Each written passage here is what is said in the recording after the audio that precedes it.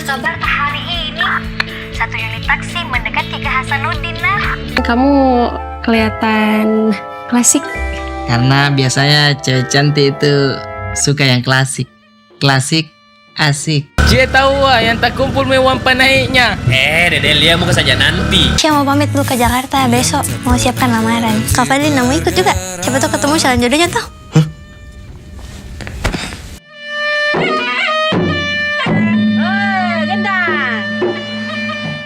Pak Kataita, kalau bicara Ki soal film, Makassar itu bukan cuman laut, sunset, coto, palu basah, PT-PT, bantimurung, atau apapun itu. Di kota ini, cerita bisa lahir dari kos-kosan sempit, cinta yang ditahan oleh adat, pesta pernikahan yang bikin dompet menangis, sampai anak SMA yang lebih hafal jadwal bola daripada jadwal pelajaran. Di video ini, kita akan telusuri 7 film terbaik dari kota Makassar. 7 cerita yang mungkin tidak selalu megah, tapi jujur, dekat, dan terasa seperti cerita tetangga sendiri. Film-film ini tidak cuma menghibur, mereka mencatat tawa, dilema, dan duka kecil orang-orang Makassar. Dan dari cerita-cerita inilah kita tahu satu hal, bisa tonji Makassar, Ces. Jadi Pak Kataita, duduk yang santai. Ini bukan sekedar daftar film. Ini adalah potongan hidup dalam 7 film pilihan dari kota Makassar. Tabedi. Saya memang payah. Karena di hadapanmu saya tak berdaya. Alhamdulillah.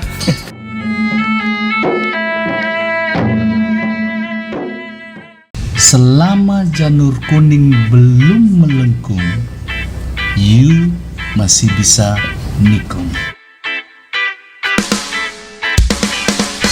200 juta. Pak Kataita, hidup di kampung itu memang unik. Pergi merantau bertahun-tahun, pulang-pulang bukan cuma rindu yang dibawa, tapi juga pertanyaan klasik. Jadi apa Maki? Sudah Maki menikah? Itulah yang dialami oleh Anca, pemuda Bugis Makassar yang baru pulang dari perantauan dan tanpa sengaja dipertemukan kembali dengan Risna. Cinta lama yang dulu putus bukan karena tidak sayang, tapi karena hidup memang kadang lebih keras daripada janji. Benih cinta itu tumbuh kembali, dan kali ini Anca tidak mau lari. Dia berniat untuk mempersunting Risna. Masalahnya cuma satu, dan ini masalah besar di tanah Bugis Makassar. Uang panai. Kok kira gampang menikah? Di mana kau ambil uang panai? Itu misalnya masih jomblo. Sampoi mulu no kau jomblo wajar ji. Dan perjuangan pun dimulai. Anca dibantu 2 sahabat setianya, Tuming dan Abu. Teman yang kalau serius jarang, tapi kalau ngasih ide luar biasa tidak masuk akal. Mulai dari rencana bisnis dadakan sampai ide cepat kaya yang ujung-ujungnya cuma bikin capek dan lapar. Waktu Anca pun semakin sempit. Harga dirinya sebagai lelaki Bugis Makassar dipertaruhkan. Sementara Risna terjebak dilema antara cinta dan takut ditinggalkan lagi. Dan di waktu yang bersamaan, keluarganya tidak mau menunggu lebih lama lagi. Ini bukan sekedar kisah cinta. Ini cerita tentang adat, harga diri, dan perjuangan seorang lelaki yang tidak ingin kalah oleh keadaan. Karena di tanah ini Pak Kataita, cinta itu penting, tapi tanggung jawab jauh lebih menentukan. Kopi boleh pahit, hidupmu jangan. Semangat! Ulala! Keluar! Keluar!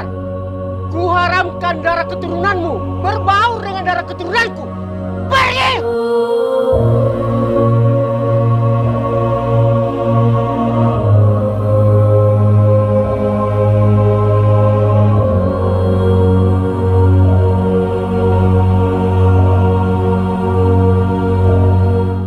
Pak Kataita, di tanah Bugis Makassar, cinta itu bukan cuma urusan 2 hati. Terkadang dia juga urusan dendam, harga diri, dan cerita lama yang belum selesai. Inilah kisah film Silariang Menggapai Keabadian Cinta. tentang Cia dan Ali, dua anak muda yang saling jatuh cinta di saat masa lalu justru berdiri paling depan menghalangi mereka. Cia mencintai Ali dengan tulus. Masalahnya, Ali adalah saudara dari seseorang yang dulu mengakhiri hidupnya akibat konflik dengan keluarga Cia. Dari sinilah dendam lama bangkit kembali. Restu berubah menjadi larangan. Cinta berubah menjadi masalah keluarga. Dalam tekanan yang masih menyesakkan, Cia dan Ali mengambil keputusan nekat. Silariang atau kawin lari. Bukan karena ingin viral, bukan juga karena iseng, tapi karena cinta mereka sudah tidak punya lagi ruang untuk bernafas. Film ini bukan sekedar kisah cinta terlarang. Ini cerita tentang adat yang keras, pilihan yang mahal, dan konsekuensi yang tidak bisa ditawar. Karena di sini Pak Kataita, cinta memang bisa membuat nekat, tapi adat selalu datang untuk menagih keputusan. Kalau anakmu dilariang oleh anakku, silahkan bunuh anakku. Tetapi kalau mereka silariang, kau harus bunuh juga anakmu.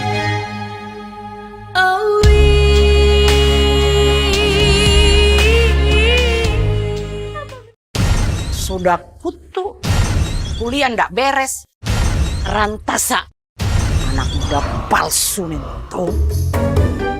Pak Kataita, pernah tidak Anda merasa masih muda, tapi statusnya sudah mahasiswa tua? Umur jalan, skripsi jalan di tempat, dan wisuda masih sebatas wacana. Inilah cerita dari film Anak Muda Palsu, film komedi Makassar yang rasanya seperti bercermin di kamar kos-kosan. 4 orang mahasiswa semester akhir, Tuming, Abu, Ilang, dan Darwis. Mereka ini bukan tidak pintar, cuma terlalu sering dibilang, besok bisa jadi kerja deh.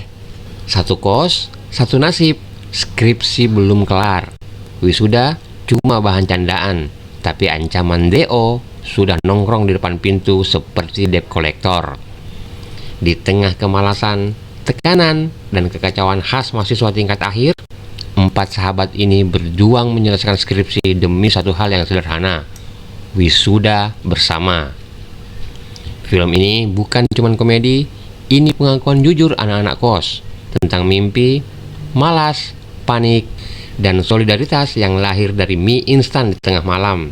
Karena kadang Pak Kataita, kita memang bukan tidak mau sukses, cuma terlalu lama merasa masih muda. Saya mau kuliah, dosen yang tidak ada. Giliran Saya tidak mau kuliah, dosen yang ada. Tidak ada itu. Masuk ke saya apa, Di? Santai mau ke sarjana aja anak, Kak.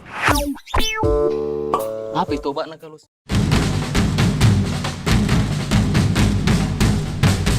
Gemar Makassar toh? Pak Kataita, kadang cinta itu aneh, bisa jatuh bukan karena wajah, tapi karena suara. Inilah inti dari cerita film Halo Makassar, drama komedi romantis yang lahir dari hiruk-pikuk kota, klakson mobil, dan radio taksi yang tidak pernah benar-benar sunyi. Diat, seorang komposer, datang ke Makassar untuk mengerjakan proyek musik. Harinya dihabiskan berpindah dari satu sudut kota ke sudut yang lain, naik taksi sambil mendengarkan radio, dan disitulah semuanya berubah. Halo Makassar, bagaimana kabar hari ini? Satu unit taksi mendekati ke Hasanuddin, nah. Lewat suara di radio taksi, Diat jatuh hati pada suara Anggu, seorang operator taksi. Belum pernah bertemu, belum tahu wajahnya seperti apa, tapi suaranya bisa membuat perjalanannya terasa lebih dekat dan macet jadi tidak terlalu menyebalkan. Halo Makassar, bukan cerita cinta yang ribet oleh adat. Ini potret Makassar hari ini. Anak muda, kota yang hidup, dan romansa yang sederhana di antara tawa. Karena terkadang Pak Kataita, di kota yang ramai ini, yang paling mudah jatuh ke hati justru sebuah suara yang tidak pernah kita lihat. Waktu dengar suara kamu, aku senyum-senyum gak jelas gimana gitu. Ih, kakak tuh lalenya. Kifli sudah mau melamar pacarnya, Karin. Jadi bapak pikir sekalian saja kalian nikah kembar bersama. Hah? Nikah kembar, Pak? Fadli, Riva, Pak Kataita, di rumah orang tua, kadang cinta anak itu bukan ditanya, tapi yang ditanya duluan justru, ada mie uangmu? Nah, inilah cerita dari film Jodoh Tiga Bujang. Kisah tiga bersaudara, Fadli, Kipli, dan Ahmad. Tiga bujang, tiga watak, dan satu kepala keluarga yang sudah mulai pusing hitung biaya hidupnya. Dan suatu hari, orang tua mereka mengumpulkan mereka bertiga. Bukan mau ceramah panjang, tapi langsung ke inti masalah. Nah, kalau mau menikah semua, menikah mie bersamaan. Satu tenda, satu catering, satu panggung, hemat di undangan, hemat di dekor, yang penting sah. Masalahnya, kesiapan mereka berbeda-beda, Pak Kataita. Ada yang sudah mantap, dan ada yang masih ragu. Ada juga yang baru sadar, ternyata cari jodoh itu lebih sulit daripada cari pekerjaan. Disitulah kekacauan dimulai. Cekcok antar saudara, perbandingan calon pasangan, sampai pertanyaan klasik keluarga. Kenapa dia duluan, bukan kau? Di tengah tekanan keluarga dan waktu yang terus berjalan, tiga bujang ini harus berdamai dengan diri sendiri, antara nurut demi keluarga atau jujur pada perasaan masing-masing. Jodoh Tiga Bujang bukan sekedar film komedi keluarga. Ini cerita yang sangat dekat dengan kehidupan kita, tentang cinta, tanggung jawab, dan realita sederhana, bahwa menikah itu bukan cuma soal siap mental, tapi juga siap biaya. Karena di dunia nyata, Pak Kataita, jodoh memang di tangan Tuhan, tapi tanggal nikah sering ditentukan oleh kondisi dompet kita. Kalau kita toh S2, sudah pernah umroh, anak perempuan satu-satunya. Kita itu minimal 3M. Hah? 3M? Mahalnya. Pantesan kamu kelihatan klasik. Karena biasanya cewek cantik itu suka yang klasik. Klasik, asik. Pak Kataita, kalau kita besar di tahun 90-an, pasti paham betul Ki arti kalimat satu ini. Keluar main dulu. Betul? Dan dari kalimat itulah lahir cerita film Keluar Main 1994. Film ini memang tidak dipenuhi dengan wajah yang sering warawiri di layar kaca, tapi justru di situ letak rasanya. Arif Brata yang biasanya muncul sebentar sebagai figuran, kali ini dipercaya memegang peran utama sebagai Ibo, anak SMA yang hidupnya sederhana, tapi masalahnya cukup lengkap. Ibo dan tiga sahabatnya punya hobi yang sama, bolos sekolah demi main bola.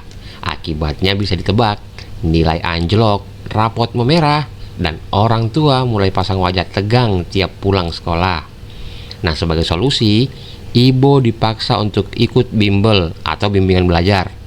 Niatnya biar pintar, tapi yang pintar justru perasaannya. Kenapa? Karena di tempat bimbel, Ibo bertemu dengan Vivi, kakak kelasnya yang jadi pengajar. Lebih dewasa, lebih rapi, dan jelas bikin fokus belajar Ibo menjadi buyar. Masalah Ibo semakin rumit. Di satu sisi, dia harus memperbaiki nilainya, tapi di sisi lain, ada turnamen sepak bola penting bersama teman-temannya. Dan di tengah-tengah itu semua, ada cinta pertama yang bikin hatinya deg-degan, tapi bingung harus diapakan. Keluar Main 1994 bukan sekedar film remaja, Pak Kataita. Ini potret masa SMA yang apa adanya, tentang pilihan yang terasa berat, padahal sebenarnya sangat sederhana. Dengan komedi yang absurd dan suasana Makassar tahun 90-an yang sangat kental, film ini mengajak kita tersenyum sambil mengingat masa ketika masalah terbesar dalam hidup kita cuma satu, belajar atau keluar main. Panas, kita langsung juga panas. Wasit kartu! Ah, burung paman, burung. Kamu suka burung? Suka banget. Bagi menjadi landasan filosofi hidup, serta penopang harga diri, siri yang melekat pada setiap orang.